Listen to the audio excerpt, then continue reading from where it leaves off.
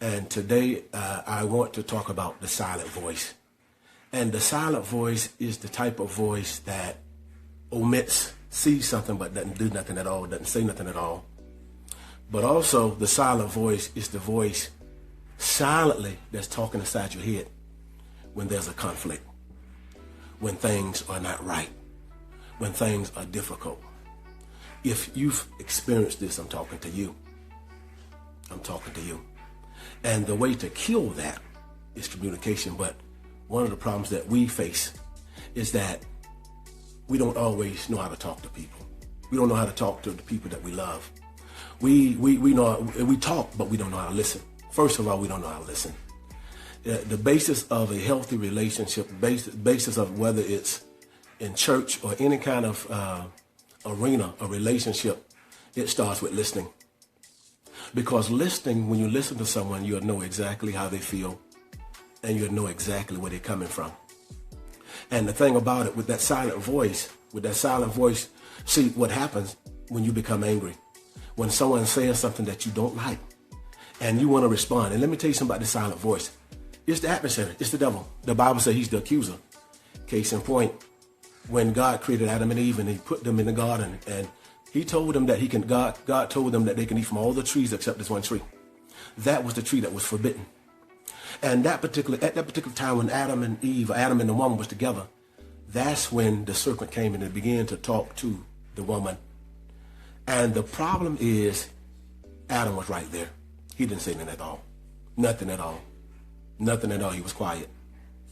And he allowed that serpent to talk to her. He allowed her that serpent to hiss, to beguile her and deceive her. He didn't do nothing at all. That's in many cases today. Oftentimes, we have so many dysfunctional families because parents have been silent. And what do I mean by being silent? Silent can mean when you see your kid do something, you don't say nothing. You just let them do it. You don't correct them. You don't give them a consequence. Because the thing that you must understand, if you don't give them a consequence, they're going to keep doing it. Or if you say that you give them a consequence, but then you give them that consequence, but you change your mind and let them go back to doing what they want to do. That's a silent voice. That silent voice is when you don't discipline. When something is wrong, you don't discipline. The Bible tells us that we should train up a child in the way that they should go. That means the way that they should go is the way that God constituted that they should go. Because the Bible says that foolishness is bound up in the heart of a child. Think about it. If that foolishness, but the Bible says that, but the rod of correction will drive it far from them. Think about it. Think about it. Now, when a child is born, there's foolishness in them. But the way to drive it out is by correction. And if that child is not corrected, if that foolishness is not corrected or beat out or chastised out, then once that child grow up, you know what's going to happen? That foolishness is going to grow up in them.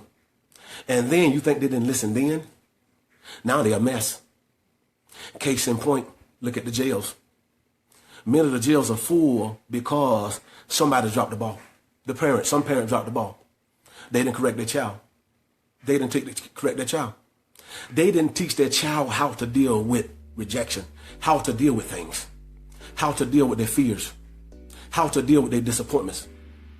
You went there. There are many brothers. They are called fatherless fathers. Why? Because mom and dad had a problem. Mom and dad had bumped heads.